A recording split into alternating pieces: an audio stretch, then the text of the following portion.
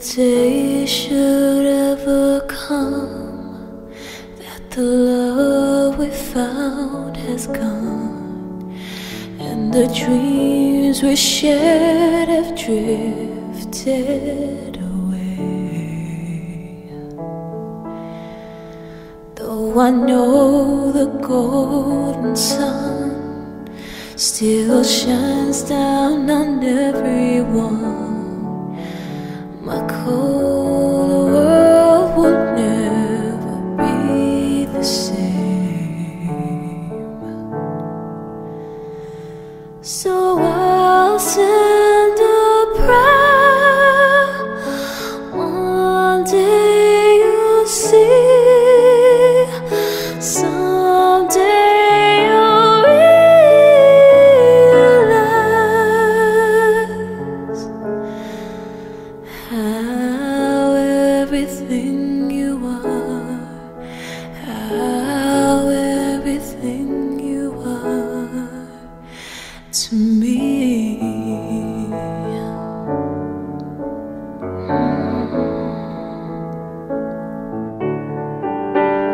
I can't expect you to know something that I never show, but the whirling of the world gets in the way.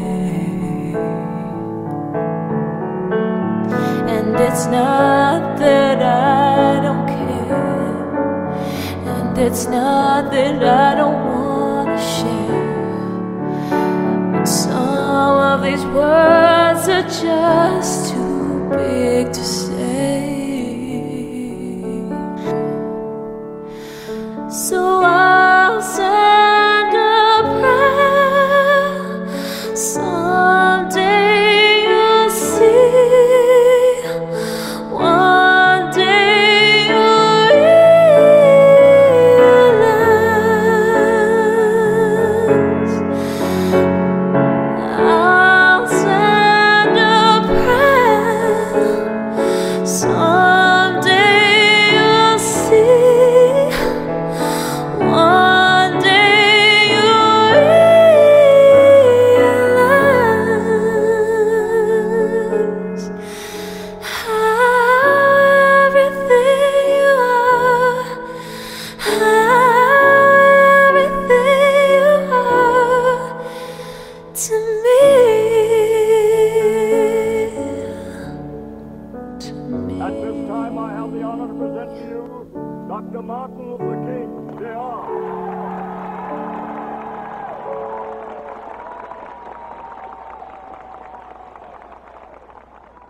I am happy to join with you today in what will go down in history as the greatest demonstration for freedom in the history of our nation.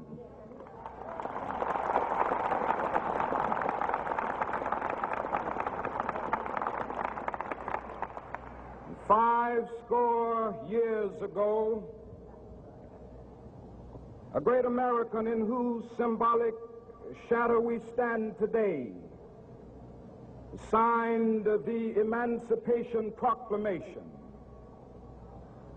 This momentous decree came as a great beacon light of hope to millions of Negro slaves who had been seared in the flames of withering injustice.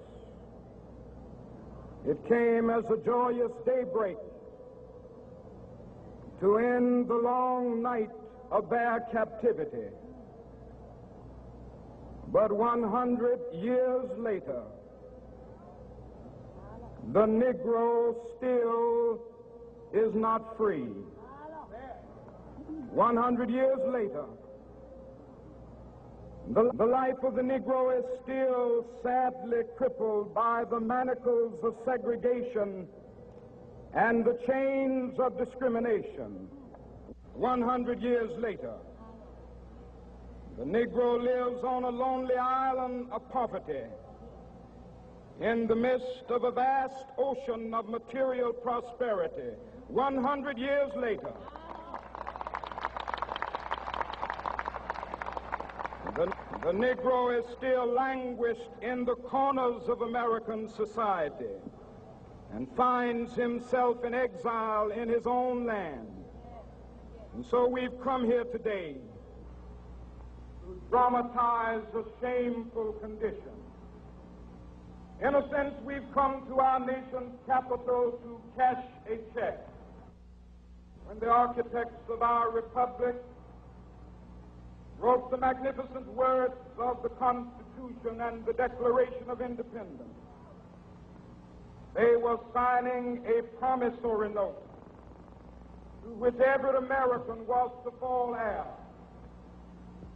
This note was a promise that all men, yes, black men as well as white men, would be guaranteed the unalienable rights of life, liberty, and the pursuit of happiness. It is obvious today that America has defaulted on this promissory note insofar as her citizens of color are concerned. I have a dream that one day, down in Alabama, with its vicious racists, with its governor having his lips dripping with the words of interposition and nullification, one day right there in Alabama, little black boys and black girls will be able to join hands with little white boys and white girls as sisters and brothers. I have a dream today.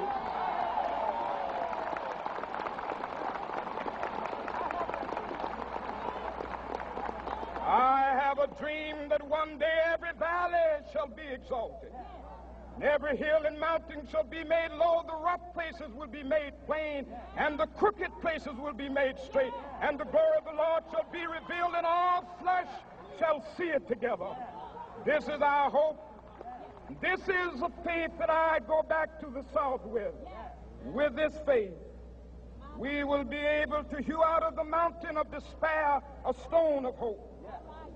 With this faith, we will be able to transform the jangling discords of our nation into a beautiful symphony of brotherhood. With this faith, we will be able to work together, to pray together, to struggle together, to go to jail together, to stand up for freedom together, knowing that we will be free one day. This will be the day. This will be the day when all of God's children will be able to sing with new meaning, "My country, 'tis of thee. Sweet land of liberty, of thee I sing. Land where my fathers died, land of the pilgrim's pride. From every mountainside, let freedom ring. And if America is to be a great nation, this must become true.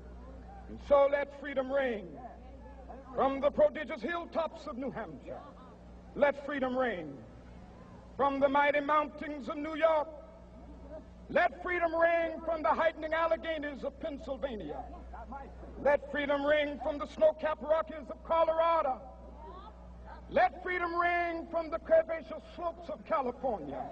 But not only that, let freedom ring from Stone Mountain of Georgia. Let freedom ring from Lookout Mountain of Tennessee. Let freedom ring from every hill and molehill of Mississippi, from every mountainside. Let freedom ring. And when this happens, and when we allow freedom ring, when we let it ring from every village and every hamlet, from every state and every city, we will be able to speed up that day when all of God's children, black men and white men, Jews and Gentiles, Protestants and Catholics, will be able to join hands and sing in the words of the old Negro spiritual, "Free at last, free at last. Thank God Almighty, we are free at last."